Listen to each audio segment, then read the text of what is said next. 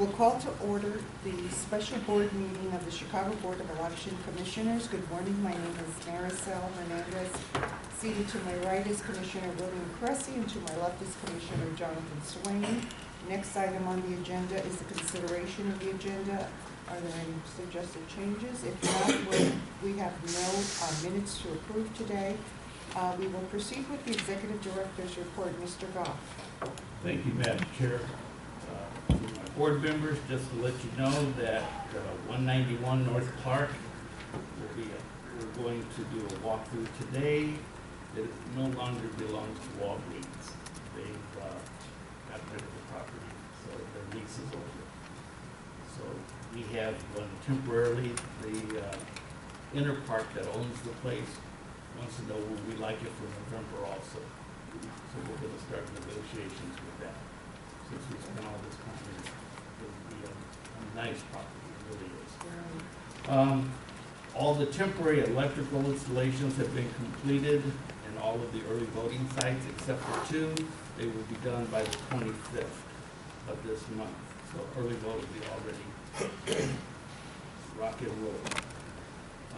The other item is I wanted to let the board members know, I'm going over some items, and one item is, you know, the voting opportunity and translation ordinance that was filed by the county, and we signed on to it, basically. Well, the county gave the county clerk's office $150,000 to do that. We didn't get any money from the city. Just to let you know, I'm going to meet with the city about that issue, since we are doing this ordinance. So I just wanted the board members to be aware of that. Vote by mail seems to be going very well. They have over 45,000 in the system, ready to rock and roll. Gary is going to give a report on where we are at printing right now. Gary? Good morning, Commissioner. Good morning, Gary. We're at right now. Could you step up to the podium, please? Step on the front here. We've released the Democratic ballot to Lake County Press. We've received back all the silver prints and signed off and released them to go to print. The only ones we haven't signed off on are the Korean and Tagalog. We will get those silver prints this morning.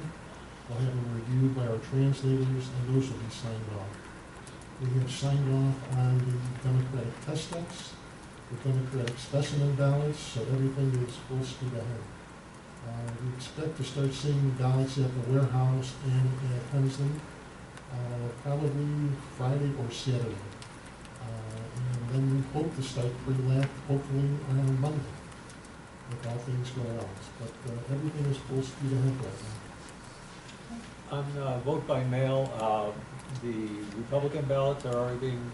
Those are already being mailed. They've already out the door. And the Democrat ballots, timetable? Commissioner, if I had to guess, I would say it'll be probably the end of the month, like the 28th, 29th, by the time all the ballots are there, and for them to get mailed. Thank you. Thank you. Thank you. A couple of other items. We have one more meeting with the Sheriff's Department over pretrial detainee voting that starts on Saturday, March 7th. We will go over some certain items, and that's about it. Everything seems to be going well. When you do a new install, you find a lot of problems. Some things we haven't seen, some things Dominion has not picked up over their usual past installs. Things are going real well. Just to let you know, we're really a little nervous about pre-lap because you're merging 2 separate units together as one. You're doing your poll books and your touchscreen at the same time. So we're not sure how long this will take. So we're a little nervous if we have to run 2 shifts. The problem with 2 shifts, you have to have 2 separate sets of supervisors, and I don't think we have that. So we may be working 12-hour days to get everything completed. But once we get the ballots, we see both Democrat and Republican test decks, and live ballots will be able to run the test. And I'll be able to tell you how long it will actually take. But that's all I have for my board members right now, and Charles will give you a breakdown of where we're at on different operations in the office. Charles? Good morning, Madam Chair and fellow commissioners. As last mentioned, the super site will be ready to start processing voters tomorrow, as well as the registration department with grace period registration and voting on the 6th floor next month. We have 10,708 assigned judges. 3,760 are returning judges, have completed classes already. And new judges that have completed training, 1,699. Remaining classes for returning judges, 51. New judges, 46, and high school student judges, 17. We have assigned 1,744 election coordinators with 37 classes remaining for training.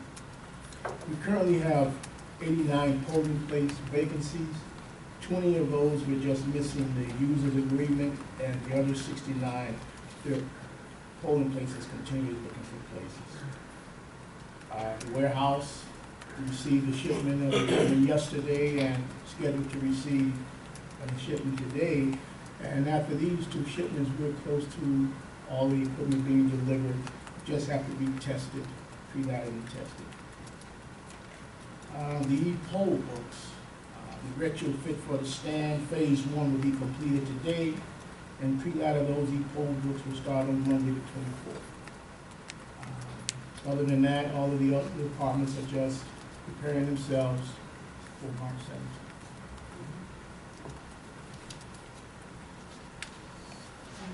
This question is to the, said 89 polling place vacancies, and a number of those is just, we haven't got the paper. Yeah, 20, the user agreement, we haven't received those yet, and as we speak, Brandon and the polling place department are working on those, and they're out looking at the other 69 sites. Okay, and what would be the contingency on that? Do we double up polling places at locations? If we can't find the 69, we'll look at what we're using, which the Department of Justice has declared some of them not accessible. We may have to use them until we find something accessible. They will be somewhat accessible, but not completely accessible. Understood. So those 69 that you're talking about, how many of those are as a result of accessibility versus landlords just don't want to do it?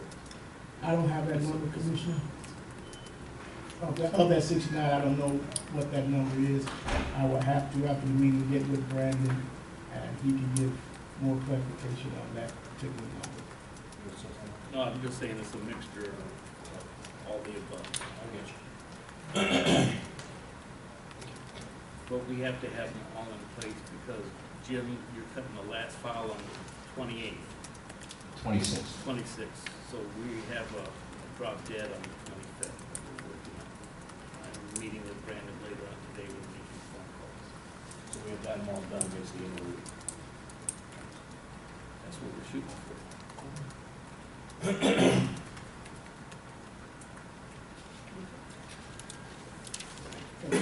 Thank you, Mr. Holliday. Mr. Allen? Good morning, Commissioners. We'll be preparing some advertising that focuses on election judge recruitment in certain wards on the north side. Primarily on the north side. There's one exception in the clearing area, but the 2nd, the 32nd, the 43rd, and the 41st, and the 45th wards are among those where, despite how many judges we have in place, they're not fully staffed in those wards. So we have a disproportionate coverage on the south and the west sides. We have more of the openings concentrated on the north side wards and the northwest side.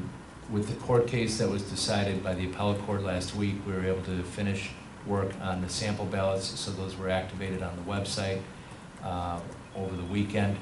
So those are now available for the voters. We completed our last of our 4 videos that we needed to update on the how-to series Of course, we have how to vote simply using the new voting equipment. And then we had the early voting field trip for educators. Then we had how to register, and lastly, how to vote by mail. We updated the vote by mail video with all of the new services that we provide for tracking both the ballot coming to the voter and then the ballot going from the voter to the election board. The new ballots themselves with ovals as opposed to connecting the tail and head of the arrow. And the new mailing envelope that we worked on with the Postal Service. And lastly, we were able to add something new, which is instructions. If a voter made a mistake, we used to tell them they had to take that ballot to an early voting or election day polling place site and surrender that and then spoil it and then get a new ballot. Now we're able to instruct them that they can obliterate the mistake and make a clear mark somewhere, another selection in that contest. And through the adjudication process, we're going to be able to pick that up. And it's going to be less of a hassle for the voters. So we're going to have that option available. And that option is really available to us because of the new equipment that we have that takes a scan, a picture of each ballot. Yes, we didn't used to have that option available. So because the new system captures an image of every ballot, whether it's vote by mail or in the precinct polling place or in early voting, if there's some kind of undervote or overvote, which isn't the case with the touchscreens, it's impossible to do, but in the precinct or in vote by mail, we'll be able to flag, the system will flag an undervoted or overvoted ballot so that we can detect whether we can determine the voter's intent. Very good. Thank you. As Charles referenced, the mass mailing is moving forward. The printing is completed for the shells, meaning the forms themselves. So those are now at the mailing house, and they're imaging the voter data with the voter's name, address, their early voting site, and or 2 sites for early voting on each one, and then their polling place precinct. But we're really emphasizing in that mailing, as you know, the option to vote by mail. So we're hoping that that hits and we'll get even more applications. We're currently doing extremely well on vote by mail applications for this stage at a primary election. This is where we were in 2018 approximately when we set the record. So I don't know that we'll set the record again, but we're already in a strong position on that. Lastly, I want to mention that Mr. Holliday, Mr. Goff, and I met with the Office of Emergency Management Communications last week to go over additional possible contingencies that we may want to incorporate as a result of some things that we've come across in other jurisdictions across the country. So in terms of judges, how many more at this point do we need? I think we want to have a total of 14,000 judges. So we're going to reach that number. I'm just wondering if there's a possibility that we could, for the November election, not for this one, reach out to employers and the gig employers, and ask them if they would commit to allowing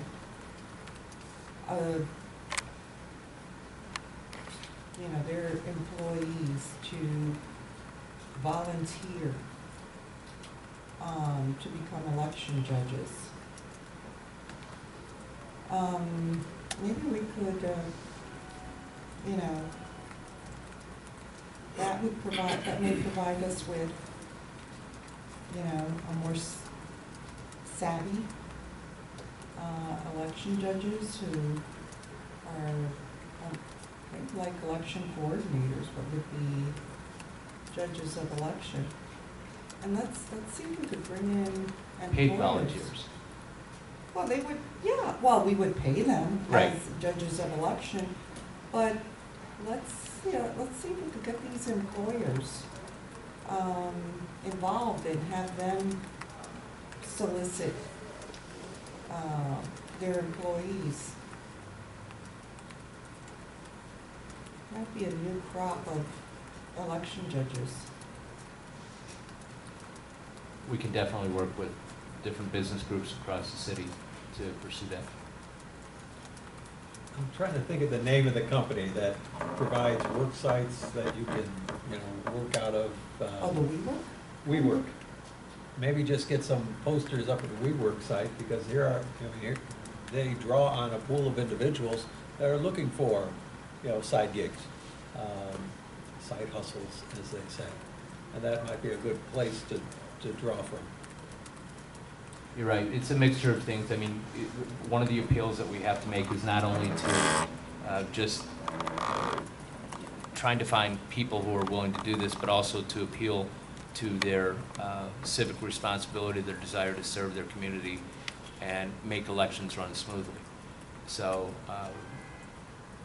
it's got to be a combination of those items in the But appeal. I think like Google and, those kinds of places, this is an easy way of giving back to the community, and to the city.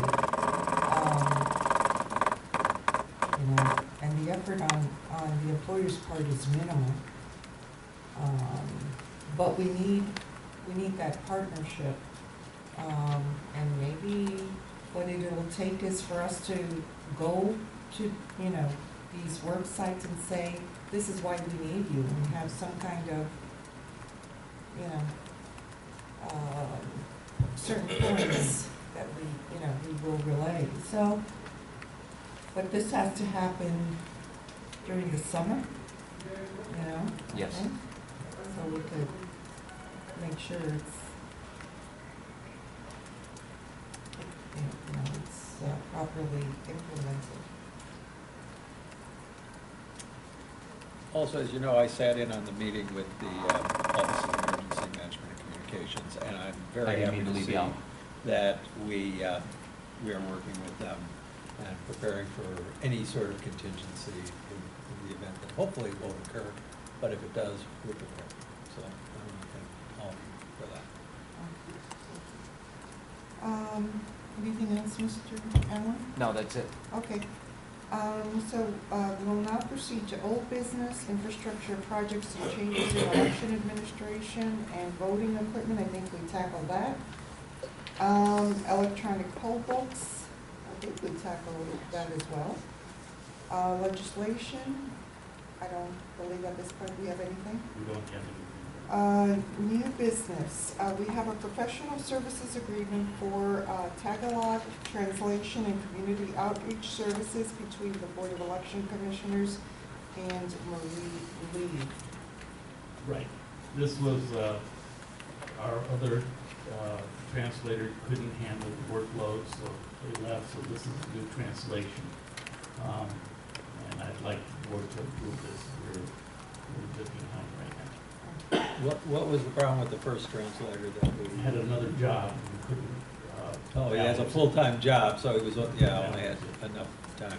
And just to let you know that if this is getting to be a full-time job here, so we need to have somebody to oversee all of the translations.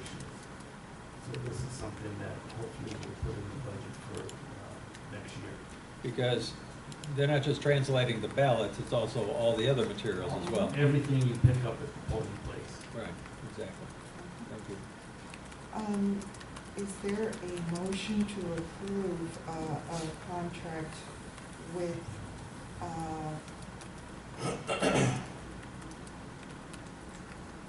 Miss Leo? I don't know what her first Marie name. Lee. Marie. Marie Lee. Marie Lee, to provide assistance and advise the board as a liaison to the Tagalog speaking community. So moved. Assist and advise the board as a liaison to the Tagalog speaking community relating to serving the needs of the individuals and to expanding their opportunities to vote and assist with the translation and proofing of materials for the Tagalog speaking community in the city of Chicago for the period of time February 1st, 2020 through November 30th, 2020 at the rate of $35 per hour and capped at $52,500. So moved. Is there a second? Second. All those in favor? Aye. Motion passes. Next, we have an attorney contractor agreement between the Board of Election Commissioners and Reiter Burns for a litigation matter. Ms. Agnew? Yes, this is the last, Yeah, but bring Yeah, a little put it closer to you. closer. We want to hear you. Dance of tones. that'll be the first time someone actually asked me to speak up. So, this is a FOIA case. This gentleman came in, we're still actually not sure why he doesn't think he got an answer. This was responded to down on the 6th floor.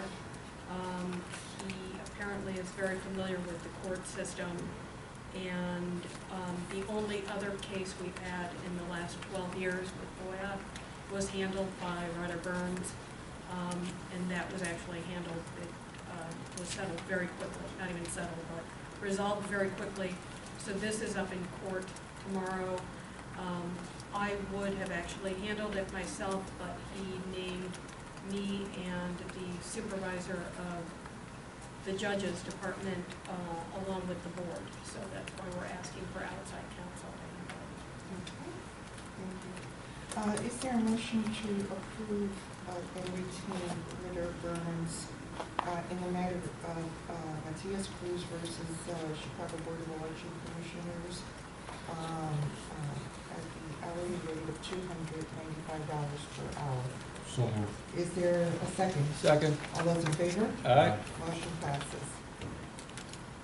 Is there a legal report? I just, since I was brought in at the last minute for Mr. Lasker, I have nothing to report except that we're still on baby watch. Okay. We have no financial report. I have received no request for public comment. Is there a need for executive session today? No, there is not. No. Okay. If not, then I would entertain a motion to adjourn, and we will meet next on February 25th, 2020 at 9:30 a.m. That is our regular board meeting. Is there a motion to adjourn? So moved. Second? Second. All those in favor? Aye. We're adjourned.